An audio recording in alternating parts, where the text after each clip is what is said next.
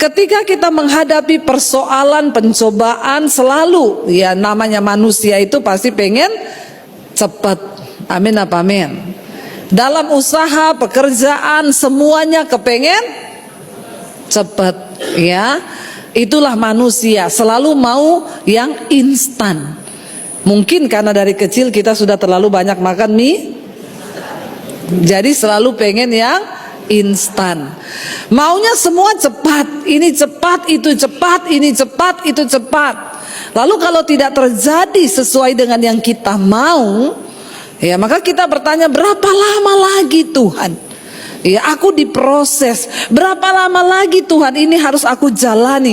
Berapa lama lagi Tuhan? Kalau saya sederhanakan bahasanya, Tuhan sampai kapan? Pernahkah kita bertanya seperti itu dalam hidup kita? Atau mungkin hari ini saudara sedang bertanya, sampai kapan aku hidup begini? Sampai kapan aku terus begini? Sampai kapan masalahku tidak selesai? Ya, kalau saudara bertanya sampai kapan aku hidup dalam dosa, itu bagus ya. Sampai kapan ya aku berdosa begini terus? Itu artinya saudara mulai merindukan pertobatan. Tapi kalau kita menghadapi sesuatu persoalan masa lalu, kita bertanya kepada Tuhan, sampai kapan Tuhan? Daud menanyakan itu sampai 4 kali loh di pasal ini. Dia bilang, berapa lama lagi Tuhan kau lupakan aku terus menerus? Saya mau tanya saudara, Tuhan itu bisa lupa enggak? Enggak bisa.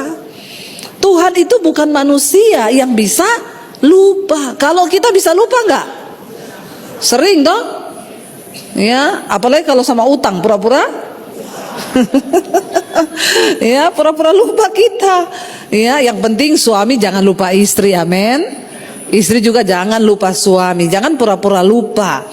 Manusia itu bisa lupa, tetapi Tuhan tidak pernah lupa.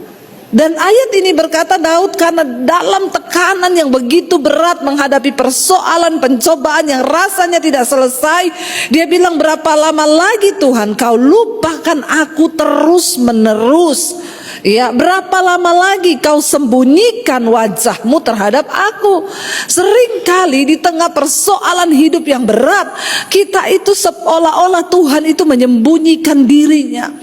Seolah-olah kita nggak bisa melihat janji Tuhan, seolah-olah kita nggak melihat ya firman-Nya digenapi. Seolah-olah berapa banyak orang Kristen yang berkata, Bu, hari-hari ini saya sudah nggak mengalami Tuhan loh.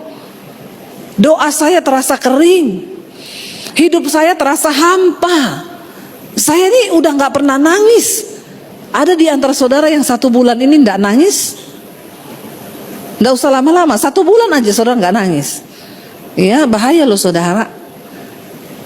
Ya, ada satu ahli kejiwaan berkata, orang itu kalau menangis itu tanda bahwa emosinya itu, dia sudah bisa mengendalikan emosinya dan emosi itu stabil. Ternyata orang bisa menangis itu saudara, itu adalah salah satu tanda bahwa dia bisa mengendalikan perasaannya. Justru kalau saudara nggak bisa nangis itu bahaya loh. Ya, karena itu kita perlu mengalami Tuhan. Orang kalau mengalami Tuhan dia nggak bisa tahan, dia nangis. Kita nih kalau nyanyi, saya tuh kalau nyanyi saudara menyembah Tuhan tuh saya pasti nangis. Kenapa? Ya nangisnya bukan karena besok jatuh tempo Tuhan. Jangan ya nangis karena jatuh tempo, jangan ya nak ya. Tapi kita nangis karena ingat Tuhan itu baik gitu loh. Amin. Tuhan itu luar biasa, Tuhan itu dahsyat.